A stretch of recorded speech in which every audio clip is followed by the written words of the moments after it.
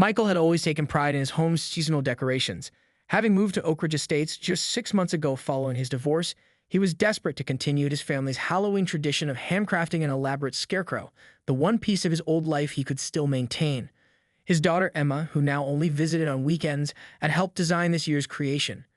He spent evenings after work gathering vintage clothes from thrift stores, experimenting with different stuffing materials, and hand-painting the friendly, whimsical face that had taken shape from Emma's crayon sketches. Neighbors stopped by during the process, curious about the man who whistled while he worked in his front yard as dusk fell. When he finally installed Barnaby at the edge of his garden, complete with motion-activated twinkling eyes and a small voice box that said Happy Halloween, when approached, he stood back with satisfaction. For the first time since moving to Oak Ridge Estates, he felt a sense of belonging, certain his new neighbors would appreciate the craftsmanship that had briefly made his empty house feel like home again. The next morning, Michael woke to the sound of children's laughter outside his window. Pulling back the curtains, he saw 3 elementary-age kids circling Barnaby, giggling with delight each time they triggered the motion sensor. Happy Halloween! Barnaby's cheerful voice called out, sending the children into fits of giggles. Michael smiled. This was exactly why he'd spent so many hours on the creation. Later that afternoon, several neighbors stopped by to compliment his handiwork. Best decoration on the block, said Mr. Jenkins from 2 doors down, a retired engineer who appreciated the technical aspects of the motion sensor.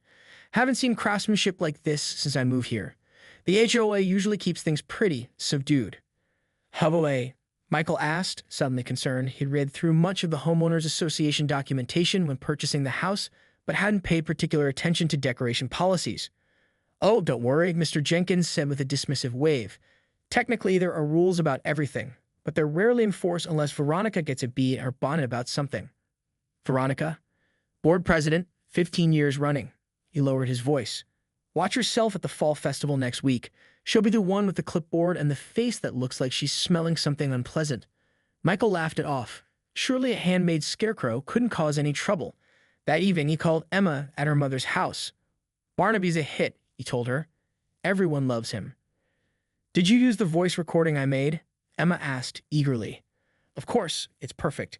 Kids have been coming by all day to hear it. Can we make another one when I visit next weekend? Her excitement made his heart swell. Absolutely. I was thinking we could make a whole Scarecrow family. We've got plenty of space in the front yard.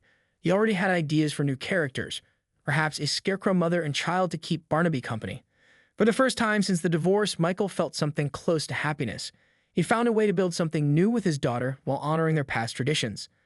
That night, he fell asleep planning their next creation, blissfully unaware of the storm brewing in the form of the 5'6" HOA president with a measuring tape and a grudge against anything that disrupted her vision of suburban perfection. 3 days later, the day before Emma's weekend visit, Michael returned from work to find Barnaby completely missing.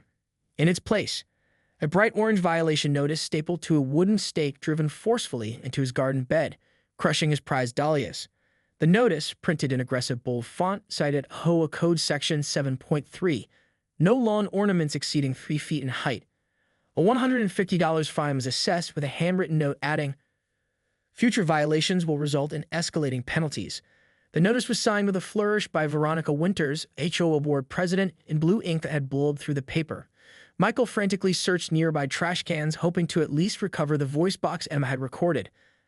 A neighbor walking her dog crossed the street to avoid him, but later texted, sorry about your decoration. Veronica came with garbage bags and garden shears. She was enjoying herself. She does this every year to someone new. Last year, it was the Rodriguez family's Virgin Mary statue. Michael stood in his front yard, violation notice crumpled in his fist as the sunset painted the sky, the same angry orange as the paper in his hand. His phone buzzed. Emma, excited about their weekend plans to build another scarecrow. His stomach sank. How would he explain to his daughter that her creation had been destroyed, that her voice recording was lost? He called Mr. Jenkins, who answered on the first ring. I saw what happened, the older man said before Michael could speak. Was hoping to catch her in the act and stop her, but she came during my physical therapy appointment. Can she just take someone's property like that? Without warning, Michael's lawyer brain was already cataloging potential legal issues. A heavy sigh came through the phone. She shouldn't be able to. But no one's ever fought back. The last couple who tried found their mortgage company suddenly unwilling to refinance. Veronica's husband has connections with all the local banks. That's outrageous. Michael's shock was turning to anger. There must be something in the bylaws about proper procedure. There is, but Mr. Jenkins' voice dropped. Look, I'm not supposed to tell anyone this, but Veronica keeps 2 sets of HOA records. The official one we all sign when we move in, and the living document, as she calls it, with amendments that were never properly voted on. Before my wife passed, she was on the board and tried to address it. Next thing we knew, we had weekly yard inspections and fines for grass being a quarter-inch too tall. Michael thanked him and hung up, mind racing. Lawyer by profession, he knew intimidation when he saw it. He took photos of the crushed flowers and the violation stake, documenting the damage to his property. That evening, he drove to the local hardware store and purchased motion-activated security cameras, installing them discreetly around his yard. If Veronica made another move, he'd have evidence. The hardest part came the following day when Emma arrived, eagerly looking for Barnaby. Michael had to explain what happened, watching her face crumple in disappointment. "But we can make another one, right?" she asked, wiping away tears. Michael hesitated. "The HOA says decorations can't be over 3 feet tall." Emma's eyes narrowed in a way that reminded him so much of her mother, determined, calculating. "Then we'll make a shorter one, or something different they can't complain about." In that moment, seeing his daughter's resilience, something clicked in Michael. He wouldn't let Veronica Winters crush Emma's spirit the way she crushed his flowers. "Actually," he said slowly, "I think we need to research the HOA rules more carefully. There might be exceptions they don't want us to know about." That night, after Emma went to bed, Michael pulled out the HOA documentation, a legal pad, and his laptop. If Veronica wanted to play by the rules, he'd make sure he knew exactly what they were, including the ones she was breaking. The following Tuesday, Michael attended his first HOA meeting, held in the sterile community room of the local bank. 20 residents sat in uncomfortable folding chairs while Veronica Winters presided from a raised table, flanked by 2 nervous-looking board members. When the floor opened for community concerns, Michael raised his hand, heart pounding. He explained Emma's involvement in creating Barnaby and asked why he wasn't given the opportunity to remove it himself. Veronica, a slim woman with an expensive-looking blonde bob, rectangular Prada glasses, and perpetually pursed lips painted coral, cut him off mid-sentence with a sharp wave of her French manicured hand. "Perhaps in whatever neighborhood you came from, Mr. Donovan, rules were merely suggestions," she said, her voice dripping with condescension. "But I've been president of this board for 15 years precisely because I understand that property values depend on consistency and compliance." She tapped her gavel. "Next issue." When Michael persisted, Veronica's face tightened. "My husband is a real estate developer, Mr. Donovan. He regularly reminds me that festive decorations decrease neighborhood valuation by up to 8% when potential buyers visit. And since you're new here, you might not realize that I personally approve every sale in Oak Ridge." Several neighbors shifted uncomfortably. One older gentleman began to speak up but received a quick, subtle head shake from his wife. Michael watched as the silent communication rippled through the room. This wasn't just about a scarecrow. It was about a 15-year reign of petty tyranny that everyone had accepted. "For the record," Michael said, keeping his voice steady despite his racing pulse, "I'd like to know if the board followed proper procedure. According to Section 5.2 of the bylaws, homeowners must receive written notice of violations and have 72 hours to remedy the situation before removal of property or assessment of fines." The room went silent. Michael pulled out a highlighted copy of the bylaws dated 3 years earlier. "I believe my property was removed without proper notice." Veronica's smile tightened but didn't reach her eyes. "You're looking at an outdated version, Mr. Donovan. The procedure was amended last year." "Really? I don't recall receiving notice of any amendments. Could I see the meeting minutes where this change was approved?" The flickering uncertainty crossed Veronica's face before she regained composure. "We can provide those at a later date. The board secretary is currently reorganizing our files." She glanced at a timid-looking woman beside her who nodded quickly, too quickly. After the meeting, Michael was approached by the Rodriguez family, whose religious display had met a similar fate the previous year. "Be careful," Mrs. Rodriguez whispered. "Last person who challenged her found code enforcement at their door every week for months." On his way out, Michael noticed a bulletin board with photos from past community events. One caught his eye. Veronica presenting a Neighborhood Excellence Award to her husband's development company. In the background stood the bank manager and the city's building inspector, all smiling with champagne glasses raised. That night, Michael made 3 calls, one to a former law school classmate now working for the county recorder's office, one to a private investigator he sometimes used for case research, and one to his ex-wife. "I need to change Emma's visit next weekend," he explained. "Something's come up." "Work again?" His ex-wife's voice carried familiar disappointment. "No," Michael replied, surprised to find himself smiling. "Actually, I'm teaching our daughter about civic engagement and standing up to bullies." "Well," she said after a pause, "that's certainly an improvement over last year's lesson on how to bury yourself in work after a divorce." Michael laughed, the first genuine laugh they shared in months.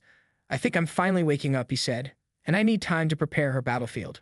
That weekend, Emma found her father hunched over HOA documents spread across their dining room table instead of carving pumpkins as promised.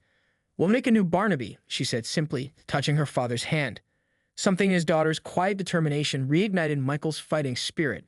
After Emma left Sunday evening, Michael, a contracts lawyer by profession, approached the bylaws with renewed focus, highlighting contradictions and cross-referencing definitions. At 2 a.m., bleary-eyed from reading legal jargon, he discovered it.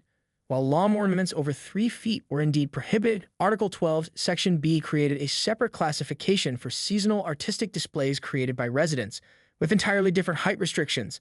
Up to 6 feet was permissible between October 1st and November 5th. The clause had been added 7 years ago, but apparently never used. Michael pulled up social media and found Veronica's abundant online presence, carefully posed charity gala photos, community leadership awards, and most interestingly, a recent neighborhood newsletter featuring her in her signature pose. Right hand on hip, left hand extended with index finger pointing, head tilted at precisely 23 degrees. A plan began forming, one that would require all his creativity, remain technically within the rules, and send an unmistakable message that even Veronica's husband's real estate connections couldn't suppress. The next morning, Michael called in sick to work for the first time in 3 years. His boss was surprised. Michael was known for working through fevers and flu, but approved the request immediately. "Take the week if you need it," she said. "You've got enough unused vacation days to last a month." Michael's first stop was the county records office, where his law school friend Taylor was waiting. "Found something interesting," Taylor said, sliding a folder across the desk. "Oak Ridge Estates has filed 2 different versions of their CC&Rs in the past decade. The version from 3 years ago includes that seasonal display exception you mentioned. The version from last year doesn't mention it at all." "Is that legal?" Michael asked. "Not without a formal amendment process and notification to all homeowners. There's no record of such a vote, so the version with the exception is still legally binding." Taylor nodded. "The later version wasn't properly ratified. In a court challenge, the earlier version would likely stand." Michael's next visit was to the Rodriguez family, where Mrs. Rodriguez welcomed him with coffee and homemade churros. "My husband works in construction," she explained when Michael outlined his plan. "He still has the plans from our Virgin Mary shrine. The base is designed to be exactly 5'11" tall, just under the limit." "Would you be willing to help me with a little project?" Michael asked. Her smile was answer enough. He's been waiting for someone to stand up to her for years. That afternoon, Michael met with his private investigator friend at a coffee shop 3 towns over, far from any prying eyes in Oak Ridge. The PI slid a USB drive across the table. "Veronica Winters has been busy," he said. "In the past 5 years, her husband's company has purchased 6 properties in Oak Ridge at well below market value. All 6 previous owners had documented disputes with the HOA. Harassment until they sell at a loss. Looks that way. And here's the kicker. The bank that holds the community room where you have HOA meetings. The branch manager's brother-in-law is on the payroll at Winters Development. They're not even trying to hide it." Michael pocketed the drive. "That's just insurance. I'm hoping it won't come to exposing all of this." "What's your actual plan?" the PI asked. Michael's smile was grim. "Ever hear the phrase malicious compliance? I'm going to follow every HOA rule to the letter, while creating something Veronica Winters can't stand but can't legally remove." Michael took a week off work, claiming a family emergency. In reality, he was transforming his garage into a studio, covering windows with black plastic and installing extra lighting. His background, sculpture minor in college before practicality pushed him toward law, was finally proving useful. He studied Veronica's public photos obsessively, measuring proportions and angles. At the craft store, he selected premium materials, ignoring price tags. A mannequin formed the base minus 5'6", exactly matching Veronica's height according to her fitness club bio. He sculpted facial features with polymer clay, capturing her perpetual expression of barely contained disgust. The blonde bob required human hair extensions, dyed to match her particular shade of champagne blonde and styled identically to her $200 weekly salon appointment. The details made it art rather than mockery. The coral lipstick mixed to the exact RGB value from her photos. The rectangular glasses with tiny rhinestones in the corners. The blazer tailored from fabric that matched her favorite Street John suit. The clipboard held at her signature angle with a miniature violation notice visible. The nameplate reading V. Winters, HOA President, established 2010, hung from a gold chain identical to the one she wore at meetings. Most impressively, the right arm was posed with index finger extended, designed with an internal mechanism that would make it rise slowly when someone approached, triggering a motion sensor. The total height, including the base, 5'11" and 3/4, just barely under the 6-foot limit. Michael's final touch was a small voice box he programmed with a synthetic voice saying, "Rules are rules," when activated. He measured the decibel level to ensure it complied with noise ordinances. On day 3 of his project, Mr. Rodriguez arrived with tools and expertise. "The concrete base needs to be exactly level," he explained as they worked. "And let's add these threaded anchors so it can't be easily removed." His eyes twinkled with mischievous delight. "My wife hasn't seen me this happy in months." That evening, others began to visit. Mrs. Jenkins brought dinner. "For the resistance," she winked. The family, whose application for a wheelchair ramp had been mysteriously delayed, offered engineering advice for the motion sensor. A former art teacher from the high school helped with the facial sculpting, her practiced hands bringing an unsettling realism to the features. Word spread quietly through the neighborhood, but Michael worried about leaks. "What if Veronica finds out before we're ready?" "Don't worry," Mr. Jenkins assured him. "We've got lookouts on her house. She's at her spa retreat until Sunday, goes every month like clockwork. We'll have it ready by the time she gets back." On the 5th day, Emma called, excited about her upcoming visit. "How's the secret project?" she asked. Michael glanced at the eerily accurate effigy taking shape in his garage. "It's coming along, but sweetie, this weekend might not be the best time to visit. Things might get a little tense in the neighborhood." "Is this about that mean lady who took Barnaby?" Emma's voice grew serious. "Dad, I want to be there." "Mom says you're finally standing up for yourself." Michael was surprised. "You and your mother have been talking about me. Mom says you've been different since the divorce, that you just let people walk all over you. But now you're being like the dad I remember." Her voice was small but determined. "The one who taught me to stand up to Billy Sanderson when he kept breaking my crayons in 1st grade." Michael felt a lump in his throat. "Okay," he said finally, "but you have to promise to stay inside if things get ugly." As he hummed up, Michael turned back to the nearly completed Scarecrow. In the harsh garage lighting, the effigy's eyes seemed to follow him, its coral lips frozen in that familiar disapproving grimace. For a brief moment, he wondered if he was going too far. Then he remembered Emma's voice recording, now buried in some landfill, and Veronica's smug expression as she dismissed him at the meeting. "Time to finish this," he said to the empty garage, picking up his sculpting tools with renewed purpose. On October 1st, the first legal day for seasonal displays, Michael waited for precisely 7:01 a.m., 1 minute after the HOA's permitted start time for outdoor activity. Wearing a GoPro for documentation purposes, he wheeled out his creation on a garden cart, meticulously measuring its final placement with laser precision. The Scarecrow stood on an elevated platform disguised as autumn leaves, positioned exactly 15 feet from the sidewalk, the minimum distance required, and angled precisely toward the street intersection, where Veronica power walked every morning at 7:45 a.m. Michael mounted a weather-protected display case beside it containing a laminated copy of the bylaw regarding seasonal artistic displays, his receipt for the $150 fine, and a professionally printed artist's statement describing his exploration of authority and community standards through seasonal folk art traditions. By 7:30, the first neighbor noticed, stopping mid-jog with mouth agape. She immediately texted several friends. By 8:15, a slow procession of cars circled Michael's corner lot. Pedestrians stopped to take photos, their expressions moving from shock to barely suppressed laughter. The likeness was unmistakable, but crafted with such evident skill that it transcended simple mockery. It was satire elevated to art. At precisely 7:43, Michael retreated indoors and positioned himself at his bay window with coffee, heart pounding as he awaited Veronica's appearance around the corner. Emma joined him at the window, still in her pajamas, clutching her own mug of hot chocolate. "Is this illegal, Dad?" she asked, her voice small but curious rather than judgmental. "No," Michael said firmly. "I followed every rule in their book. That's the point, to beat them at their own game. Like chess." Emma had recently taken up the game at school. "Exactly like chess. Sometimes the best move isn't the most obvious one." At 7:47, 2 minutes later than her usual schedule, Veronica appeared at the far end of the street, designer athletic wear gleaming in the morning sun, AirPods in place as she power walked with aggressive efficiency. Michael's hand tightened around his coffee mug. Veronica was still 50 yards away when her stride faltered. She removed her sunglasses, blinking as if unsure of what she was seeing. As recognition dawned, her pace slowed and stopped completely. Even from a distance, Michael could see the color rising in her face, her body going rigid. "Here we go," he whispered to Emma, who pressed closer to the window. Veronica approached the display with the caution of someone approaching a venomous snake. She circled it once, twice, her face cycling through emotions, shock, disbelief, outrage. When she reached for the Scarecrow's arm, perhaps to tear it away, the motion sensor triggered, raising the pointing finger slowly toward her face as the mechanical voice intoned, "Rules are rules." Veronica jumped back as if stung, then looked wildly around, finally spotting Michael and Emma in the window.